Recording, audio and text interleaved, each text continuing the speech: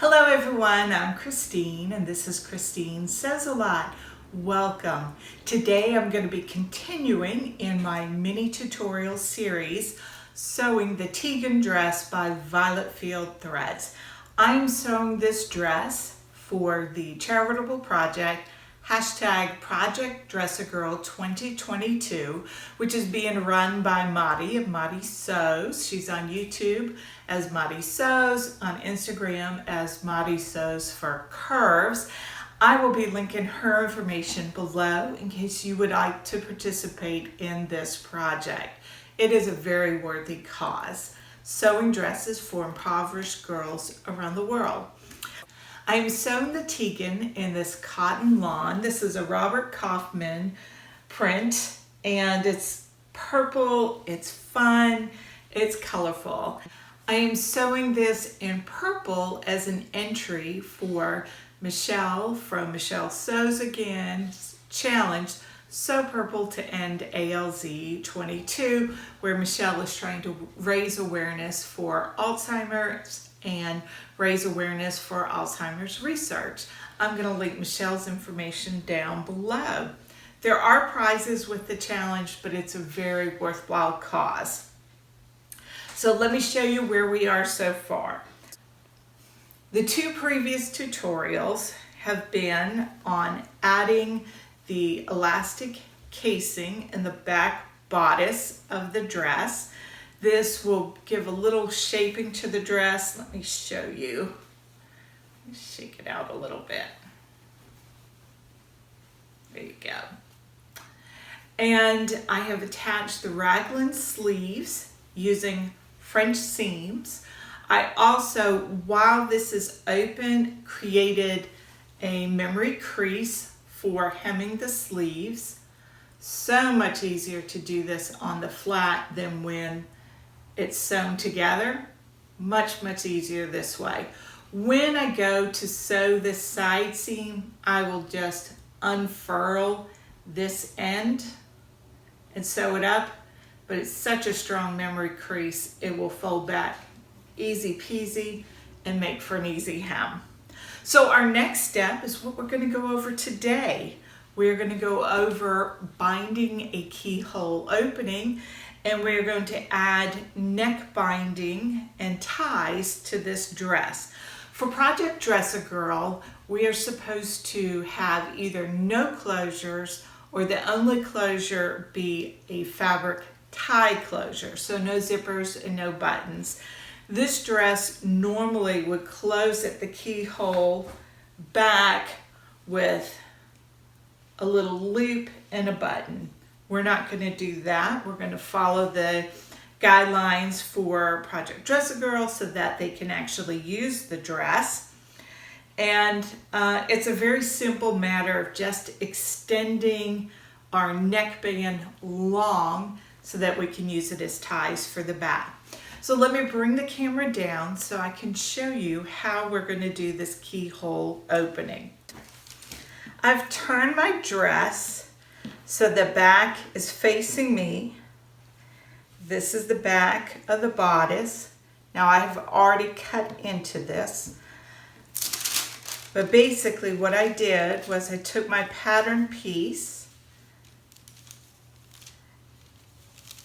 on the center and I marked this.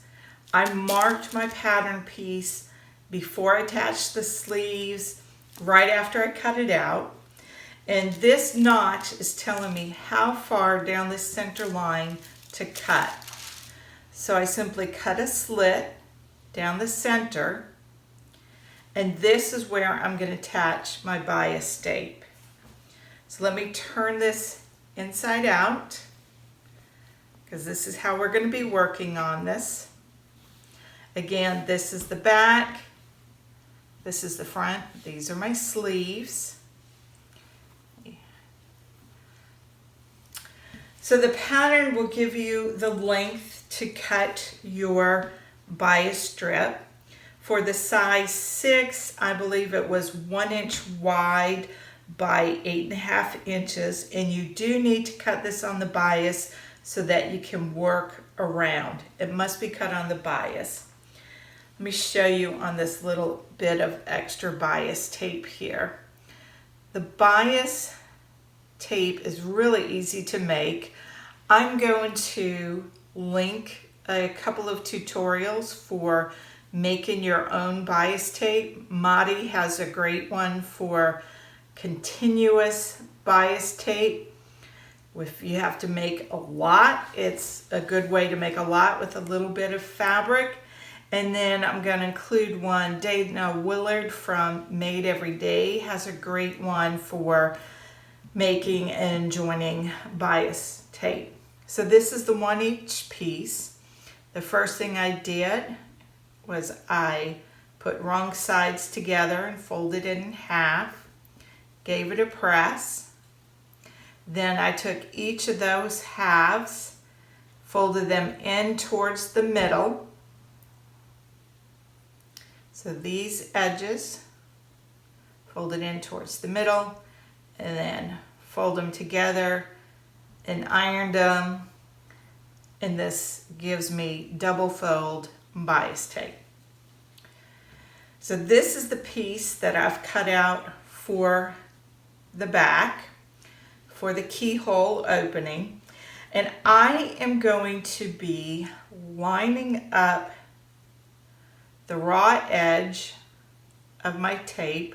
So I'm unfolding it, and I'm going to be lining up one raw edge, right side of the bias tape to the wrong side of the keyhole opening. And I'm just going to extend a little bit past because I can trim this later. And I'm going to pin it down. I'm going to work my way around.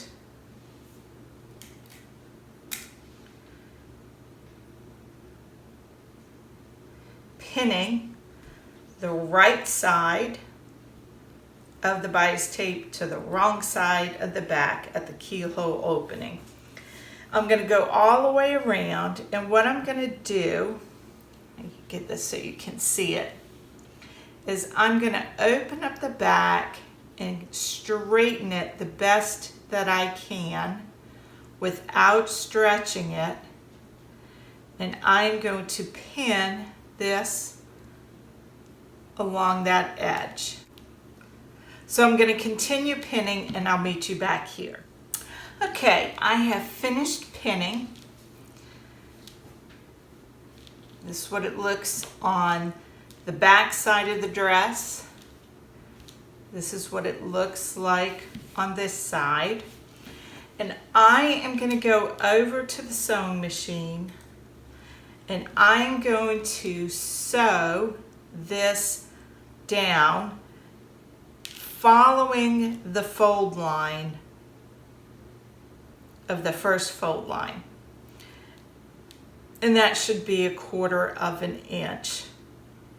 So I'm going to start here. I'm going to sew, and I'm going to go a little bit slower than my typical sewing speed, just to make sure that these edges are matching up nicely.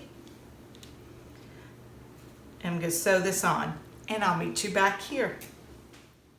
I am back from the sewing machine, and I have attached my binding to the keyhole opening.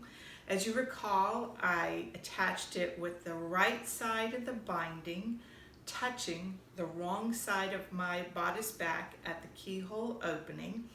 I have trimmed the edges at the neckline, and one thing that I did, I sewed it very slow and thoughtfully.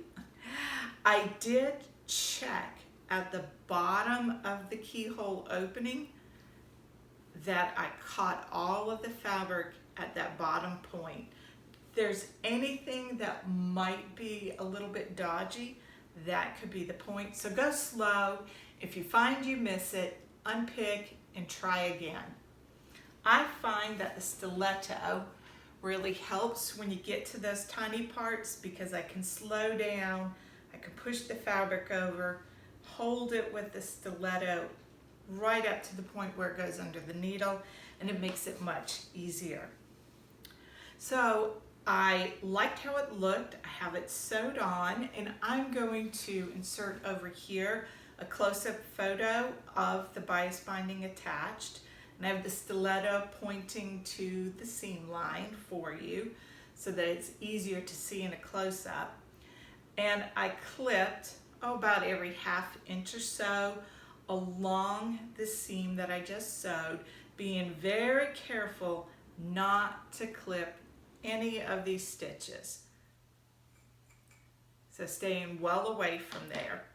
The next step is going to be from the wrong side of the garment to press the bias binding away from the back of the dress. So you are going to be pressing it out towards the keyhole opening in this direction.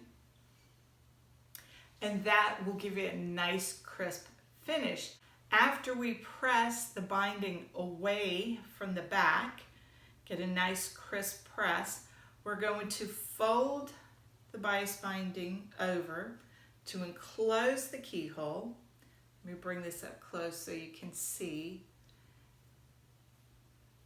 And press it down, making sure not to have any of our seam showing.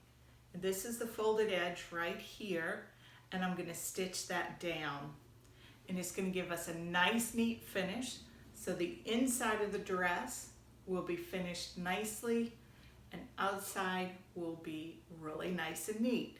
I'm going to press it, particularly down here at the bottom, to get any wrinkles out. So I'll meet you back here after I have pressed and stitched down my binding. Our keyhole back opening is in.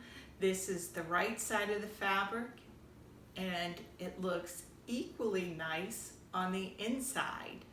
Very easy, especially if you take your time to go slow, methodically, and especially take time at the point of the keyhole opening to make sure you catch everything, and you're good to go. So in preparation for putting on the neck binding and ties, I put pins into my French seams. These are glass head pins, so I could hit them with an iron and not worry about melting the heads. I want to make sure that I keep my French seams pressed the way that I want them to go. Now, I misspoke in an earlier tutorial. The seams should be pressed towards the back and towards the front, not towards the sleeve opening. So I pinned them, I gave it a good press, and I'm ready to attach my neckline. Now it is time to attach the neck binding and ties to the dress. I'm going to turn it inside out because we're going to be attaching it in the same manner as we did the keyhole opening. So I've got it inside out, and I am going to find the center of the bodice front.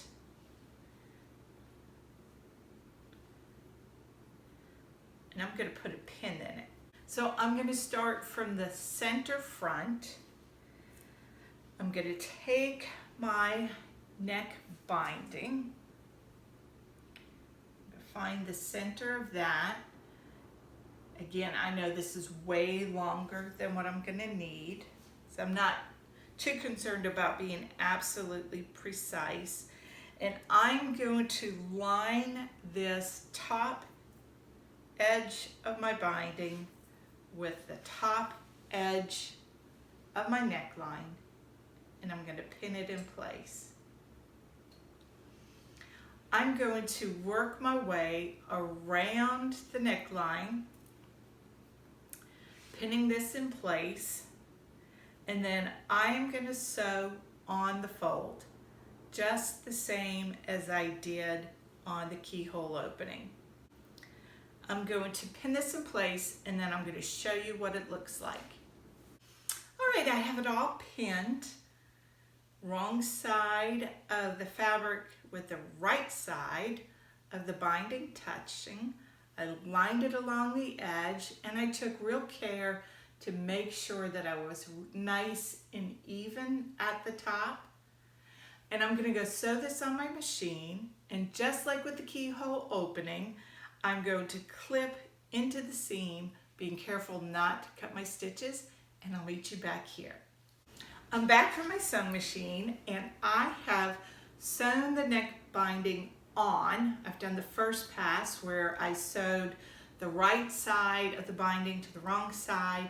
I pressed it up and I folded over, and that's where we are now.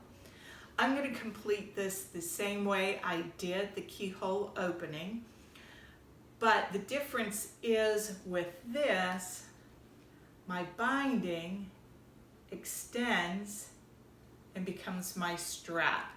Now you can see this strap is really long. It's longer than I need. I wasn't sure how long I wanted it, so I thought better to be longer and cut it down. What I did to just get a sense of how long it needed to be, I clipped my sides together, got a sense of the shape of the blouse, or I should say the bodice of the dress, how long the straps were, and how long did I want them to be so that I could tie a neat bow and not have too much left over.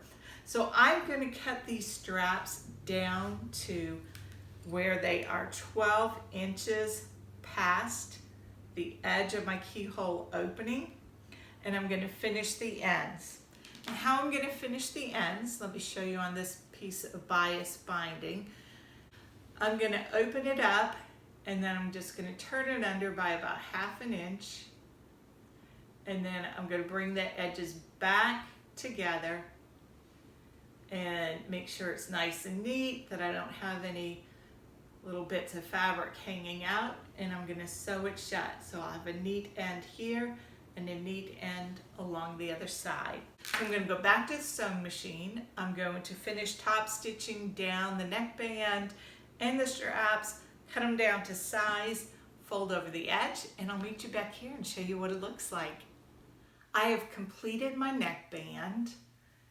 I trimmed the tie down and secured the ends, and I think it looks really cute.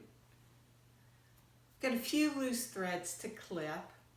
While I was at the sewing machine, I decided to go ahead and French seam the sides, complete the bodice.